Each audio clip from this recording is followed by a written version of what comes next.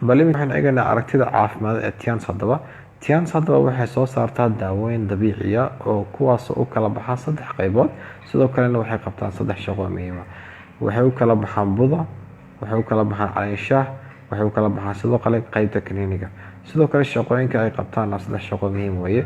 Waxa weeye waa safayn in jirka ay ka dhaqdo dhammaan qashinka ku jira dhan, nafaqeyn in jirka ay quudiso, iyo adkeyn difaaca jirka, taasoo in difaaca jirka ay adkeysado. Haddaba waxaan eegnaa saddex xagalka caafimaad ee adigu marka aad soo marto waxaad helaysaa ka hortag dhammaystiran.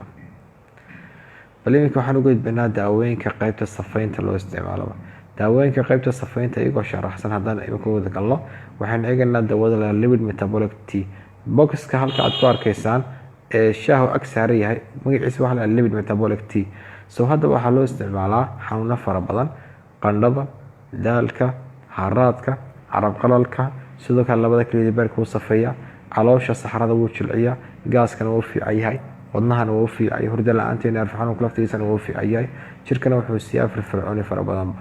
Haddaba daawadaasi waxaa isticmaali jiray boqorka Chinese iyo boqortooyada Chinese muddo 5,000 sano ka hor, waxaana laga sameeyay geedka loo yaqaan Genistoma. Spirulina capsules. Spirulina capsules inkastoo ay tahay qaybta nafaqeynta, laakiin misna haddana waxay qabataa shaqo qeysi saara, taasoo ay tahay in labada keliyood iyo beerka ay safeyso, caloolkana sidoo kale ay baabi'iso, wadna xanuunka dheefshiidka laftiisana qayb bay ka qaadataa. Sidoo kale waxay u fiican tahay timo jajabka iyo ciddi jajabka iyo finanka ka soo baxa wajiga iyo harooyinka. Sidoo kale waxay u fiican tahay HB-ga yar iyo sidoo kale nafaqa darrada. Chitosan capsules. Chitosan capsules haddaba waxay ka mid tahay borotiinada qaybta safaynta, waxayna safeysaa labada keliyood ee beerka, waxayna ka saartaa dhagaxa keliyaha iyo dhagaxa beerka iyo dhagaxa xameetida. Sidoo kalena waxay sameysaa caloosha way socodsiisaa iyo waxay baabi'isaa gaaska. Sidoo kale waxay dishaa xanuunka loo yaqaan typhoidka, sidoo kale borseelka iyo xanuunada kale jirka ku jira. Sidoo kalena waxay baabi'isaa gooryaanka. Sidoo kalena waxay u fiican tahay inay jirka ka dhaqdo dufanka iyo sidoo kale xaydha ku jira, sonkorta saa'idka iyo cusbada saa'idka jirka ku jirta inay ka saarto. Sidoo kalena grape extract waxay qabataa shaqo safayn ah, sidoo kale waxay u fiican tahay xanuunka wadnaha. Cellular revolution, slimming tea, vitality iyo double cellulose. Haddaba daawooyinkan kale waxaa loo qaatay iyagana qashin saar ahaan. Cellular revolution waxay u fiican tahay dabcan in dhammaan unugyada jirka oo dhan ay shaqadooda hagaajiso, misna qashin saar ay sameyso. Sidoo kalena slimming tea waxay u fiican tahay in dadka ay caateyso. Sidoo kale vitality waxay u fiican tahay dabcan jirka inay qashin saar ku sameyso, misna waxay u fiican tahay lafaha iyo sidoo kale himada. Sidoo kalena double cellulose waa qashin saar dabiici ah, misna wuxuu u fiican yahay in caloosha uu socodsiiyo, sidoo kale bawaasiirtana inuu la dagaalamo. Daawooyinka qaybta nafaqeynta ee adkeynta difaaca jirka baan fiirinaa. Haddaba nafaqeynta waxaa loo isticmaalaa laba daawo, cordyceps iyo sidoo kale spirulina. Labadoodu waa isku shaqo. Cordyceps waxay u fiican tahay xanuunka wadnaha, sidoo kalena daalka u fiican tahay, sidoo kale waxay u fiican tahay energy darrada iyo sidoo kale waxay kor u qaadaa HB-ga. Spirulina lamid. Labadoodu waxaa loo isticmaalaa nafaqeyn ahaan.